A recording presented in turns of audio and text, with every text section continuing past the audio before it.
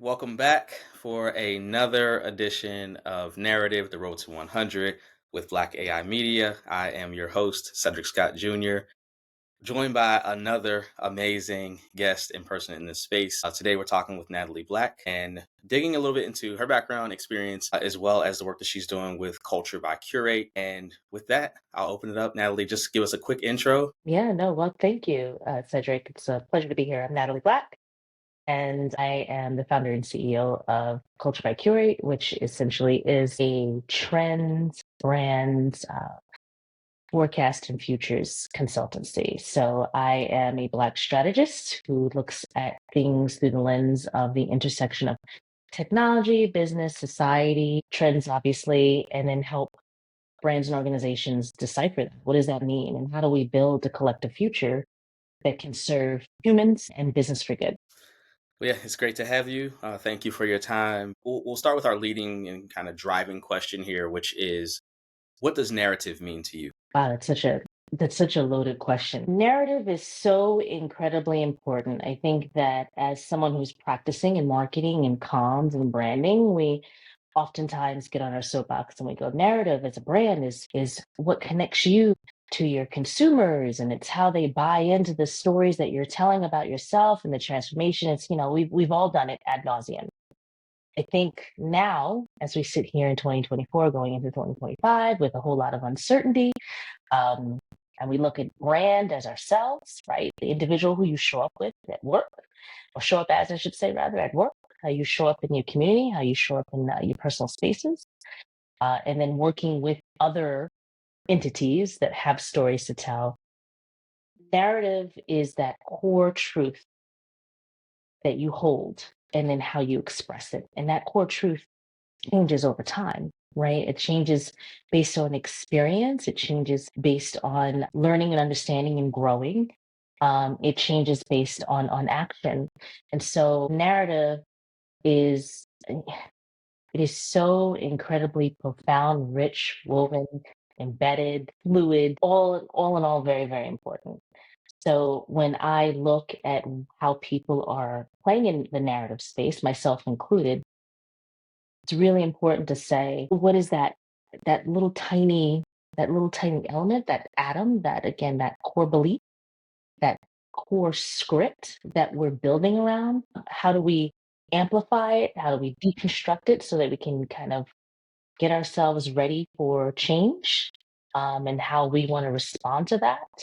And how do we allow ourselves enough space to let that grow and evolve over time so that we can meet the moments?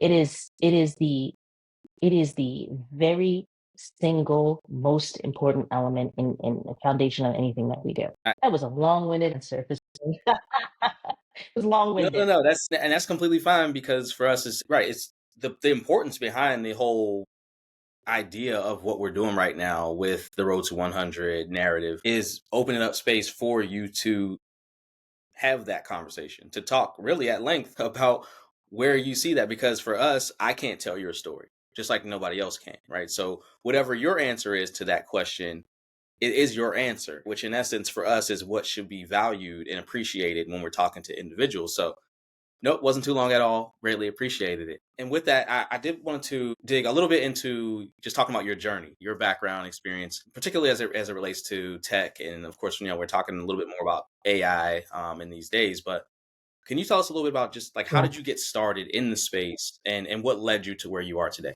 Yeah, no, I I'm my own favorite subject, right? And I think I say that jokingly, but I think that as we become more comfortable with talking about narrative and identity, I think that you have to kind of become comfortable with talking about your journey as you explore other people's journeys, because again, it's fluid, they're interconnected, and my journey is not linear.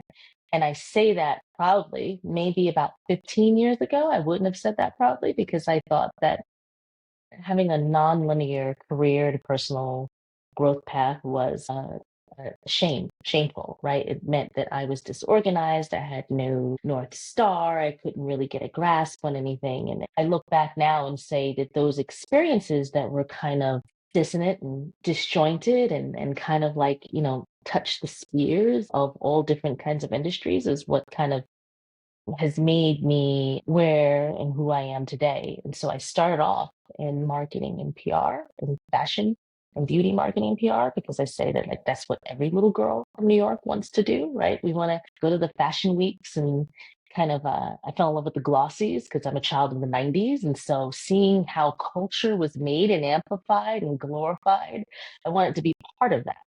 So I started off early doing that. Went from startups to established brands like Estee Lauder, and it was cool. It was all the things that you can imagine it to be, and then also very understimulating. And I say for me, why it was understimulating at the time is because you had these big cultural, I would say, output powerhouses, which were telling us who we should be, we should act, how we should look, where we should go. And it's on the other end of that when you're kind of sending down those mandates from top down, you're in a position of power. But when you're on the receiving end for that and you're looking at how we're digesting that and who, how we decide to go about in the world, it's very disheartening. And there wasn't any space to kind of remix that. That's how we have like subcultures kind of pop up as a direct response to those mandates.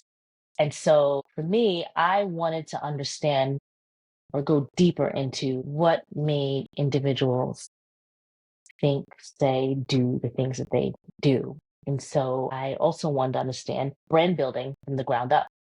Like, how does a business and a brand operate? How do they decide that choose this color over that? Or this is who I want to talk to. This is what the product I'm serving, like everything from the rooter to the tutor.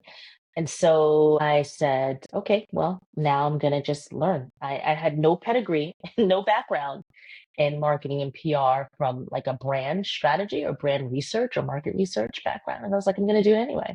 And that's kind of like the running theme of my narrative is like, I'm going to do it anyway. Like, I'm just going to show up. I'm going to go to meetings that I have no business being in. I am going to work on work that I have no business working on.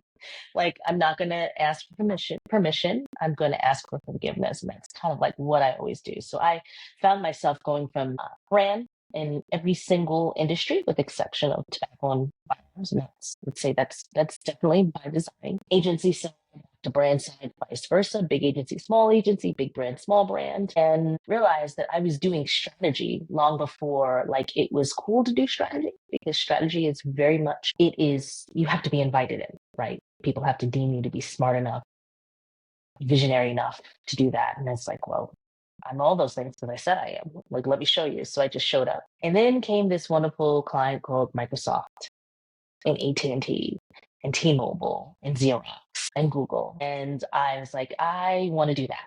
I want to learn what it is that you guys are doing and why you're doing the way you do. So again, showing up at meetings, like seeing calendar invites and going, oh, I want to go to that. Sometimes neglecting the job duties that I was hired to do just because I'm going over here, I'm going to this corporate strategy meeting. And that's kind of like, that's the story of how I started in tech. No background in tech as far as like coding. I've tried. I would say that I am an armchair data analyst. I had to learn exactly how to interact with data and how to understand how to query it, what made up all the stuff that companies were collecting on us that helped them drive those decisions.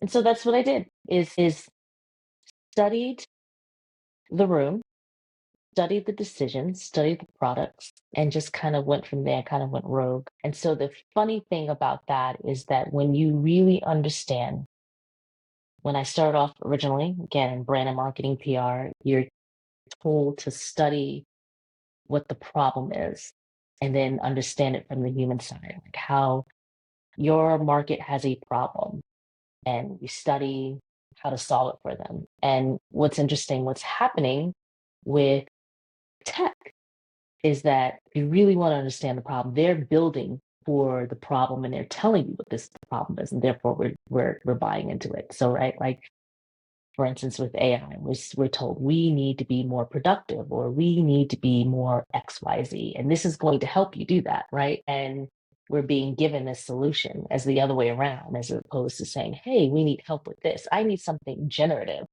to help me out with that. No one's ever said that. We're being given a solution and it's working out, right? Like we're playing around with it and it's beneficial in a lot of ways. But I found that tech oftentimes does that. The industry in itself goes, hey, you didn't know you had this problem? But you have this problem. And here's a whole disruptive technology to help solve that. And we kind of this is how it happens. And yeah, it's interesting to hear perspective, especially from the lens of working in a space and making your way into these other rooms, right? Basically, where it's like this strategy meeting is happening over here. I'm going to pop in, and I think that's an interesting aspect of thinking in terms of like I guess the entrepreneurial type of focus, right? Where you're somebody who might work for a company or an organization, but at the same time, you're thinking about, well, the stuff that I'm doing here, even the time, how can I leverage that considering going forward, thinking about potentially building something for myself. So I think looking at where you are now and the things that you're producing, I'm like, oh, okay, like you took the pieces from over here, right, and realize like I can use this, more so for myself, which I think is a little bit more common, these days, right, especially with the efficiency of the Mhm. technology, implementation of AI, all those wonderful things. I like that part of what you highlighted there, and being able to now think about where we are with culture by curate. And I'm sure that those things, flashes of that experience, of course, show up right in that experience and in what you're putting out now. And I'm curious, just related to culture by curate, like, what was the motivation behind it, and how did that part of your life and your work actually come into fruition? So I always was fascinated with human behavior. I've always been fascinated with systems and I would say psychology, sociology, anthropology. Again, how we connect, how we build community, how we interact with, how we develop a system and how we interact with that and how it builds upon itself, right? And I found that the biggest problem with brands is that we develop stuff, we develop these relationships, these parasocial relationships, these para brand relationships with organizations that essentially make stuff for us to buy. And that's it. Now, I love shopping, I love stuff. There's nothing wrong with that. But when you sit in a meeting with, a multi-billion dollar brand that's developing a product and says, we want to reach this market and this is what they're interested in and this is why they do the things that they do. So that's that. And you're like, wait a minute, how much time did we devote to really understanding the people, right? Not consumers, because we are more than what we consume, right? But as a brand marketer, we're taught to look at us as human beings through the lens of consumption and one dimensional demographics. This is how much this person makes, this is where they live, this is their occupation, their education level. And then every once in a while, they get into hobbies and things like that. And it's woefully off for a number of reasons. Number one, that brands don't want to spend the amount of time, energy, and effort into really understanding human relationships to the world and to themselves. So they give us these categories. And a lot of times, because it becomes this self fulfilling prophecy where, for instance, I am a mom. At one point I had a child who played soccer. I guess I'm a soccer mom, right? And so because I do these things and it's kind of analogous to what you said soccer moms do, right? And so, but that's again not my whole narrative. That's not my whole identity, but I've kind of embodied that because, you know, Lowe's or TJ Maxx or Home Depot or Coca-Cola or all these different things have said this is what soccer moms do, what they want, what they need. And so, again, don't really want to invest the time, energy, and effort into understanding human beings. And also, that's not profitable, right? Like, I need you to buy this Stanley Cup in all the latest colors because that's what soccer moms carry, right? So it becomes this thing. And I became incredibly disenchanted with that process. My work was very successful and also it creates this disillusionment with what you're doing because you know that it's not necessarily, I won't say right, you know that it's off the mark. And this is where you get, and then you sit in a meeting and go, okay, great. How do we reach the Black community? How do we reach the Latino community? How do we get them to do the things that we want them to do? And you go, this is crazy. Not to mention, and I'm sitting in a room with a bunch of folks who don't necessarily look like me or don't necessarily come from where I come. And again, because I told you I just show up and I'm like, I'm doing this now and I'm going to study this, I'm going to learn this. I'm also neurodivergent. So all of these different things. And I don't have the same pedigree, right? So now I have to prove twice as hard that I deserve to be there to listen to. So all of these things created this this notion of we need to understand each other more. We have to look at humans through the lens of the world around them, their inner worlds, how they move differently between the two. We just have to understand culture more, not the culture that we're trying necessarily to profit from, not necessarily what's cool all the time. We just have to understand this life, this journey. And then from that, we can create a brand or brands that are a little bit more, I would say, authentic in their transactions with those communities. It's okay to sell stuff, right? Like, I have this cool thing. Think you'd like it too. Like, I think you should buy it. And here's why. There's nothing wrong. It's not a anti-commerce view. It's more so invest in knowing me.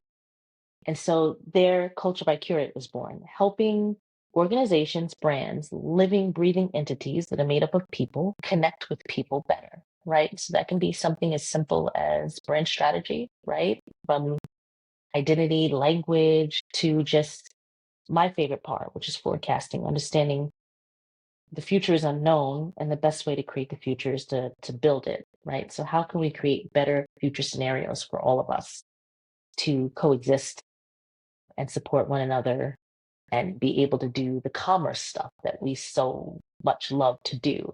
We can do that without necessarily destroying, extracting, exploiting. We can do all those things. It's just that we've got stuck in one mode. And so that's the origin story of Culture by Curate. And it's been a labor of love because it's a lot of helping brands unlearn a lot of different things. It's even taking a fresh approach to research, qualitative and quantitative research that brands used to invest in and they stopped.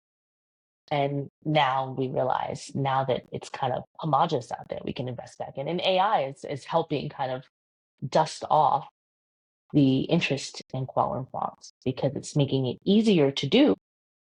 And it is helping kind of, you say AI attached to anything, and people like you have their interest. Oh, tell me about that. Is AI infused? And so it's dusting off old conversations with a new lens. It's still the same approach. I'm still doing ethnographic research, I'm still doing surveys, I'm still helping, I'm still driving insights, I'm still using futurist frameworks, forecasting and those kinds of things. But I go and AI, and it's like, so I'm okay with that. I'm okay with having the conversation renewed just because you say AI is involved. I'm okay as long as we're doing the work that needs to be done. One of the things that stood out to me as you were talking was the conversation around like exploitation and I guess the idea of the culture vulture. Can you talk a little bit about this? Is a little bit off track of my line of questioning, but I'd be remiss if I didn't dig into It's this okay. from where you're sitting. Right, like I'm just because it's a real thing, right? Where we've definitely seen groups Hmm. and it's being Hmm. taken advantage of. Of course, we talk about within the Black community culture, and we look at hip hop and just the shaping and framing of things and how it's being leveraged. Can you talk a little bit about that as it relates to your work as you're having those conversations and ensuring that those things are not the same types of repetitive, continuous issues that we see? Hmm. Hmm. And this is a complex challenge as a Black woman helping brands understand, for instance, a culture, um, and it not be exploited. The other part is, well, I'll tell you how I put my own internal checks and balances in that kind of help with that kind of work. Number one, it's one thing to say that we have this lens of cultural intelligence and inclusivity in everything that we do, which we do, right? But if I'm not staffing, for instance, my team with representatives of that culture, then I'm screwed. And so is the brand, right? And this is what happens. We talk about brands wanting to extract, right? They want to, throw hundreds of thousands of dollars, millions of dollars, billions of dollars into a brand partnership with an artist, for instance. Those, because that's usually the easiest way in, right? They've got the baked in community, they've got the cred, millions of dollars to have a brand partnership with this artist, and then just do events and pop up and just leverage that halo effect to have the cred. That's inauthentic, violent, and it's not the way to go. That's not how we do things. However, the people who are making those decisions, who are listening, or they tap folks like myself to go, who's the next artist? Who's the thing? And it's not individuals who are representative of that community, right? It's usually a 50-plus-year-old white guy who might be a fan. There's nothing wrong with being a fan of the culture or the trend or whatever. And it's a room of them deciding, this is it. This is what we're going to do. So on our end, what we do, and that goes for age, not just race, it's age, it's gender, it's experience, it's all of these different dimensions that are often absent when making or trying to make those ties to the community. So from our end, when a brand approaches us and they go, oh, we want to do XYZ, or we want to understand, first, we always start with the understanding. What is it that you're trying to do? What is that ultimate goal? And why did you pick this? Why did you already come to us with this? Number one. So it's kind of helping them validate or deconstruct their understanding of what they're trying to do from a cultural standpoint. And then my own things, right? Because I'm a Black woman of a certain age. I have my own generational biases and cultural lens. So who's my checks and balances system? If we're talking about youth culture, I'm not a youth, right? So I need to make sure I've got folks on my team who can understand, who can help steer me, help steer the engagement that we're in, and go from there. And it's a living, breathing process. I wish I could say that I have this 5-point framework system that does X, Y, Z. Those things are helpful, but that's not the work. The work is living and breathing. And it's the discourse and the collaboration between the communities, the humans that make up those communities, and said culture, the culture that is the byproduct of that. So when you have said culture vultures, it's usually that. It's decisions and opportunities put out there that are made in isolation with tons of resources behind it to make it, I would say, authentic passing, right? Enough to get it out there to be a commercially viable product, right? Which is the culture. The culture made it that way. You transact in that, and that's it. And then it's done, right? It's done. It did what it needed to do for the brand or the artist, the person, and then it's off to the next thing. And then that's where we get the exhaustion and the resentment and the frustration, because it's not sustainable. It's not long term. It's not replenishing the community that it extracted from. So we will not, as far as culture by Curate is concerned, we go beyond, like, just say the events or the I would say the virtue signaling, or anything that's superficial, the vanity metrics of like the validation that you need from the culture. It's understand this and or not. But the not part is not working with us. And we've had to turn down some money. And that's okay in the long run. Because if the ethos of Culture by Curate is understanding that cultural intelligence and human connection is going to help drive a well-being relationship between brands and humans, you have to stick with that.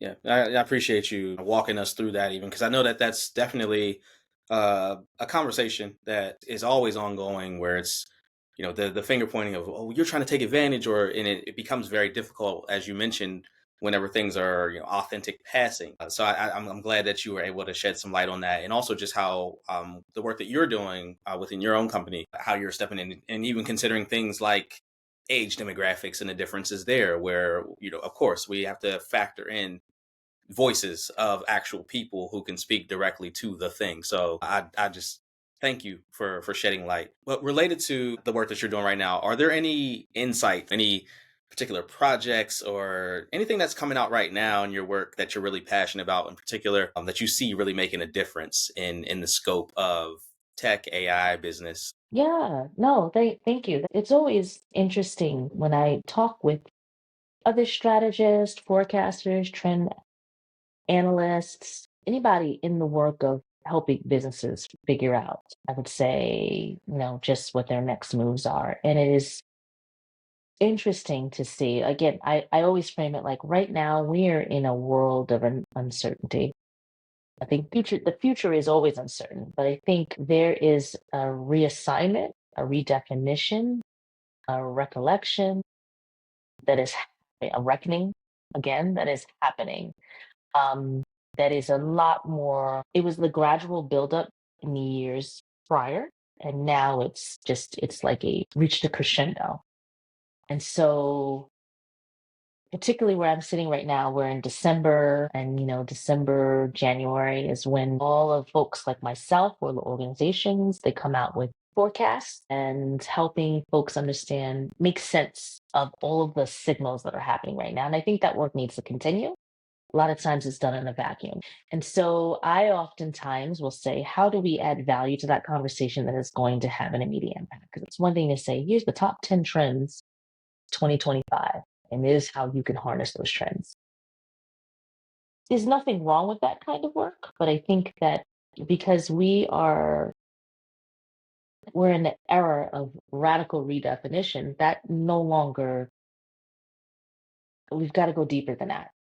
And so what I'm most excited about is, again, there's a little bit of room now for, I would say, one of my loves, a injection of philosophy, critical analysis and reasoning, right? Because that's been absent for a long time now. Um, there is opportunity to ask those really big questions that we have been afraid to or discouraged from exploring. Room for experimentation. And I think that there is room to just say the thing, the weird thing. And just because you call a thing doesn't mean it doesn't put you in a box. It doesn't make you weird. It doesn't make the thing come true. Like, let's just have the conversation. But we can't have a conversation if we dance around stuff, right? Like businesses right now, that, like for instance, the economy and hiring. When I recently worked on an engagement with a client where, like, well, we don't understand, they're gearing up for a huge hiring, I would say, not event, but like a charge for 2025. They came in with the thought of, but there's a shortage of qualified workers out there. And it's like, wait, let's slow down. That's not the case. The economy, quote unquote, is booming. But you talk to any end user, no matter how well they're doing, it doesn't feel that way. And then you talk to anybody in the line of duty, and they will tell you that anybody looking for a job right now, whether they have a job or they're looking for their next gig, right, or unemployed, anybody will tell you that it's hard out here in these streets. Like, I'm applying, I'm not getting anywhere, I don't even get a response, like all of these things. So let's just stop right there. Let's call a thing a thing. It's not that you are having a hard time finding qualified employees. Places that you're looking at no longer are serving you well. The amount of money or the benefits that you're offering are just, we've had it. People have had it. And then people are being forced to accept a narrative, a story, a situation that isn't true. So there is, again, I keep saying dissonance. There is a disconnected dissonance. There's two different realities happening, and we're caught in between both of them. And so there is this hard knee-jerk reaction from both sides, meaning businesses and us, the end users, the consumers, the humans, people, the audiences. And so I am really excited to finally have those conversations with organizations of, here's the real deal, here's what's happening, and here's the opportunity that it presents for you. So not only is it going to serve those business objectives that you need, but it's actually going to create real change if you're willing to have that conversation and if you're willing to do something. And I don't think there's been a time like that, or at least in my career, that you can do that without tap dancing and breadcrumbing it and spoon feeding it. It's like, no, here's what's happening now. There's been some rather tragic, pivotal events that have happened over the past week, last 2 days, right? That are really pointed to that. Like, people are fed up. The systems that we've created, that we've upheld, that we have, I would say, that we've accepted, we realize the veneer, paint, everything is, it's coming off. And now it's, the response is this, like, whether I refuse to buy, whether or not I protest, whether I dismantle physically, like, there's this reaction. So again, it's exciting again to have discourse, bring these folks, brands, things that have power, who've help create these structures and outcomes to the table and say, this is the real deal. And how do we go about solving this or creating some solution? Because it's not just one solution. How do we go about creating some space for that change to happen? And that is, I think that's a unique role for strategists and forecasters to play in, because again, like I said, in the past application, we were just used to sell stuff to you, find new opportunities, new markets to sell stuff. And that was it. And so now it's like, how do we use these new opportunities, find these new things to create change? Still, in some capacity, sell stuff, but create change is what I'm more so focused on, creating that change. And related to that change and the work that you're doing and really the desired result, what's the most exciting outcome that you've seen so far in your work as you're building and supporting brands and that type of thing? Like, what is there something that you can look at and say, man, that pat on the back to myself or my team for that particular. Yeah. It's hard because a lot of my work, or a lot of work, I think that anybody in my position, in any type of strategy or forecasting position, doesn't see the immediate payoff with their work. It's usually, it could be months, it could be years down the line. But I think what you see is the conversations and the alignment of resources happening as a result of your work. So, for instance, I'll sit and most recently I worked with I'll say a medical research firm, and they had a specific project that they wanted to roll out, and it was, all about diversifying clinical trial market, which is, a fantastic mandate, right? Because we all know that the health equity and health access and diversifying clinical trials is much needed, right, for better outcomes for brown and black communities. Great. I'm already aligned philosophically, ethically, morally with the business objective. And, you know, short term, I think the project would really like, the folks running the project were like, well, we'd be happy if you just put some brown and black folks in the ads. And again, I'm not necessarily knocking that approach, right? Like this, we have X amount of resources. We need to get this off the ground. Let's just get there. And so the easiest thing is what's the path of least resistance? Let's make sure that, the ads and the way we do it reflect who we want to talk to. And I think that yes, and right. I always approach that yes, and. And so really getting into the nitty gritty with um, the folks that you were trying to reach, like really getting into under so commissioning the research, coming up, looking at the findings and reporting on the findings, but pulling out the insights that help drive those decisions. So this is where you need to go. This is who you need to talk to. This is how you need to talk to them. This is how you have to engage with them. And then that's the first part. And then this is how you make inroads with that community for long-term benefit and analysis and relationship building and that sort of thing. And so again, you won't see the effects of that immediately as opposed like except for like seeing an ad. That's great, right? Like, yeah, there's a pretty little black girl in that billboard. That's great. That's a result of my work. And that is important. But the most important thing is that I said, I was able to say, hold up, wait a minute, let's talk about this. Here's a real snapshot of these communities. And here's what's really what they're thinking about, what they're doing, what they need, what they want, and how we build bridges from a business objective, like from a product standpoint, from a outreach standpoint, from a media standpoint to get there and seeing that go back and live in real life. That is what I am most proud of. Forcing the conversation sometimes not forcing the conversation, but injecting the need and the appreciation for the community analysis, human understanding, and putting that at the front end as opposed to the back end, which is like we really messed up. Help us fix this problem. And we talked a little bit about, I think you've alluded to it there, and then also definitely when I asked about the culture vulture aspect of things. But there's clearly a certain standard that you set in terms of your work, even turning down potential people that you would work with, right? Customers, clients, basically saying no to money because of that.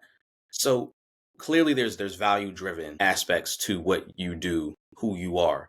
Can you talk to us about like what are those values, if you can name them, that you embed in your work, in your approach to projects that you take on?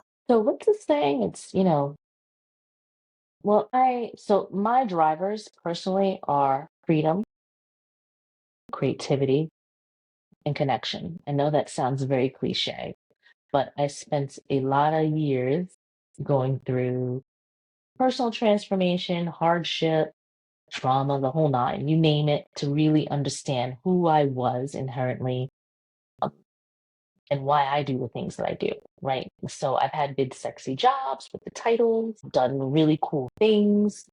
Um, and those things were cool. And I think sometimes, even like when you work for a brand or you have the big, sexy title, it's even necessary sometimes, right? Just to get into certain spaces. So I'm not poo-pooing on any of that or anybody who is doing that. What I am saying is that I know what I'm good at. I know where I thrive, and I know when I'm a problem, so to speak, for for clients that I'm working with, my team, anybody I'm working with. I know where my soft spots are. So with that, I completely say that there's look through the lens of this. What's that saying? It's, look out in the world and see the change that you want and build for that change. So I believe that everyone is inherently creative, everyone. And creative does not necessarily mean I pick up and I draw or I paint, right? It's not about necessarily what you do with your hands, although that can certainly be a part of that. I work with a lot of creatives who are that. But I think that everyone is creative. I think of myself as creative in thought. I see dots and connect dots when there seemingly aren't any connections. That's my superpower, right? So that is what I want. My way of creating change is by fostering understanding, getting folks to see multiple sides of something and letting them, whether they create their own uh, conclusions, but just fostering that dialogue, fostering that understanding. And so for me, that's my North Star. We'll have to work in a way that aligns like that. Much like I would say any artist who says, I only work in XYZ, or I will only create based on this, that's the same thing. It's the same mantra. I've turned down projects or money, and it's hard. It's not like, it doesn't matter. It's hard to do, but it has kept me sane and creative, honestly. And when I've gone, the results are the same. When I've gone against that ethos, when I've gone against those core values, the results have been disastrous each and every single time for me. So I, I've had positions where, again, great big sexy title, and I'm excelling in the work until I'm not, because I've gone against the very fabric of what I said I am and what kind of change I can, how I'm contributing to change in the world. It's been disastrous. So, why continue to do that when you know what the results are going to be? I know what I'm here to do. I do. I'm not confused about my purpose. The output of that right now is strategy and forecasting. It may be different 5 years from now, but I know that I'm here to help foster connection and understanding. So emotionally, it's through brand strategy. Year, it could be, basket weaving. They could put as long as it's aligned with my North Star, then so be it. Yeah, I definitely appreciate you leaning into that and talking more so about that, because I definitely think that particularly in the work that you're doing, right? As you're collaborating with other brands who are going to be outside of how you identify, leaning into your own values and making sure that those things are in place. I think that that's something that we all can take from thinking about the work that you're doing and talking about your experience and how just how that looks. And how that shape shifts, and you mentioned, basket weaving and the like the metamorphosis of it, right? There's a transformation at different times, so I think that that's just really important, just to always have that in mind, that those values don't change. You don't waver in those things. It doesn't shake. It's just what you do adjusts, and you continue to move and grow and evolve, but certain things are solid. So related to culture by Curate, thinking about the future now, I guess the main Mhm. question for me is what's next, right? Like what do you currently have in the works? Can you share any developments that you're projecting, just even into 2025 or beyond? Yeah, no, this is exciting. So I am working on a couple of I hate to say I hate to call them reports. They're not reports in a sense like too basic. I think that there's plenty of data out there when it comes to technology and you know trends and what is next and how do we prepare for that. So I want to say that there's room for that, and that certainly helps. I look at those things. I'm collaborating with the McKinseys of the world or great thought leaders in the space, authors, other thinkers, other doers, other activists. I certainly look to that work to help it inform what I do. I think what Culture by Curate is really good at, if I do say so myself, is taking a look at that data and contextualizing it and asking again those questions that no one is asking, or reframing those questions, reframing the conversation. So, for instance, we talk about the future of work all the time. We've been having this conversation, especially, height of the pandemic, when we're all working from home and realizing that, oh, there's more than one way to do this whole work thing. And now that, some of those pandemic era, I would say benefits and modes of working are kind of rolling back. Now we have generative AI changing work. What does that look like? And so I think that, and we've been having those conversations in the past on benefit for the company or the brands or the organizations. And then what does that mean for us? How do we catch up? And Culture by Curate is saying, that's great. Yes, and it's always a yes, and what does that mean? Just like as you and I sit here and we leverage technology, how does that profoundly change how we view ourselves, how we relate to one another, and how we go off when we get off this call and I go out into the world and you go out into the world? How does that profoundly change that? And what's that? I would say that ripple effect. And so we've got a couple of discussions and conversations, reports, things that are talking just like that about the future of work, the future of creativity, the future of dot, dot, dot, dot, right? And again, paying homage to those who have been doing the work and collecting the data and all of that. That's really important. We're just contextualizing it to another level and making it actionable, so to speak. Another thing that I am very, very excited about is I talked earlier about mirroring the markets that you serve. So again, in strategy, forecasting, whatever strategy you're looking at, there's a lot of underutilized and overlooked voices and perspectives, not just folks who don't stir up in strategy at an agency level or who are working on brand or who are working at, on client side, but just in general. Again, I said, I think everyone is inherently creative. I think that when you partner with a person or persons who have a different lens of life, they can help solve the problem, whatever the problem or the challenge is.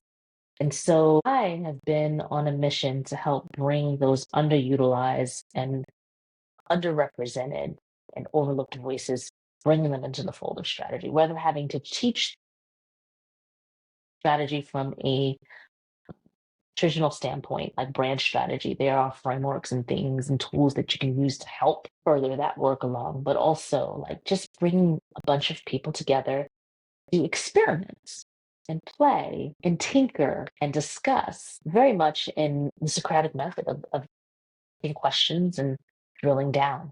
And so if that's women, that's, you know, Black people, it's brown people, that's people with adaptive needs, that's individuals who are neurodivergent. That's folks who a college degree who don't have a college degree. Like the list goes on and on. From the country, from not the country. Like there are so many different lenses out there that we're not using to build a future, to build futures with the people who are talking about futurism and foresight at these organizations like the UN and the World Bank and Davos is coming up. All these things is happening. People are talking about the future that they need to build, but we're not at the table outside of brand strategy. We're not at the table offering this. So I'm really excited about developing a community and developing some sort of output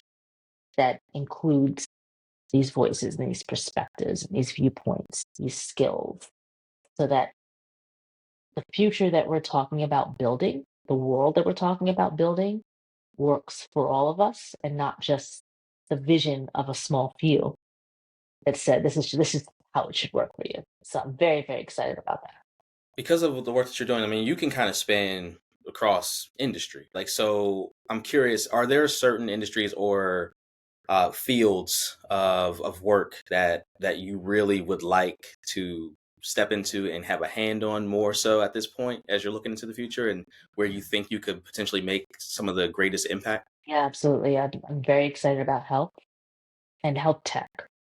So everything is from a technology standpoint. I'm very excited about health care and kind of helping the disruption and displacement there, guiding that. So again, so that it serves the good of as many people and communities as possible.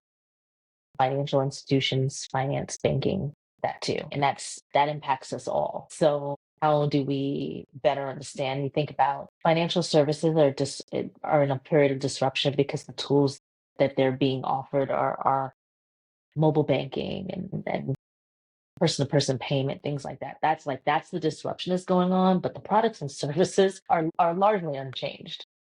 We're still a credit based system. We're still money still sits somewhere and earns low interest rate, that sort of thing. Like the pieces have not changed.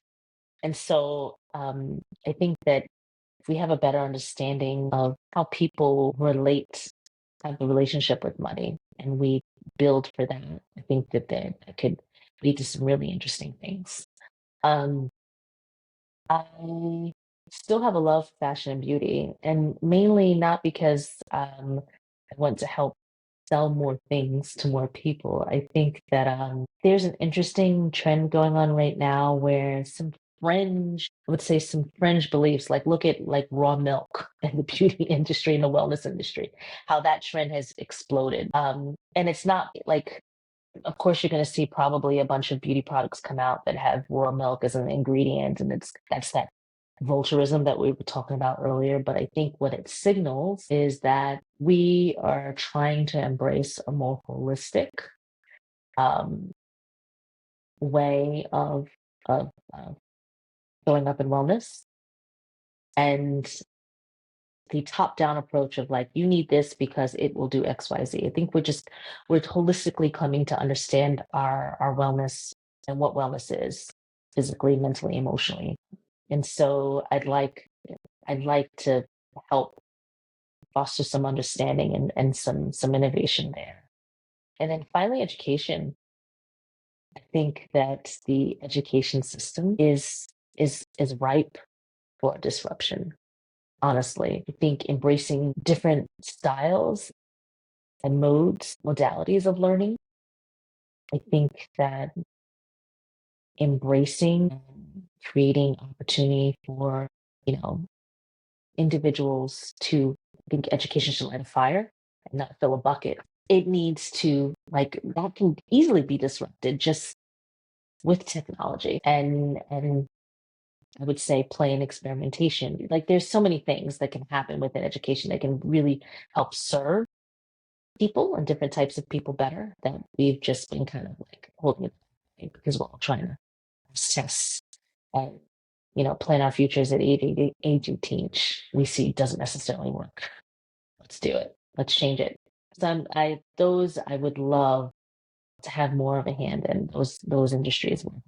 Awesome. So, healthcare, financial, education, That's, uh, yeah, you definitely have a great impact in the work that you're doing. So, looking forward to that and supporting however I can, of course. And with that, this is kind of like our last question here.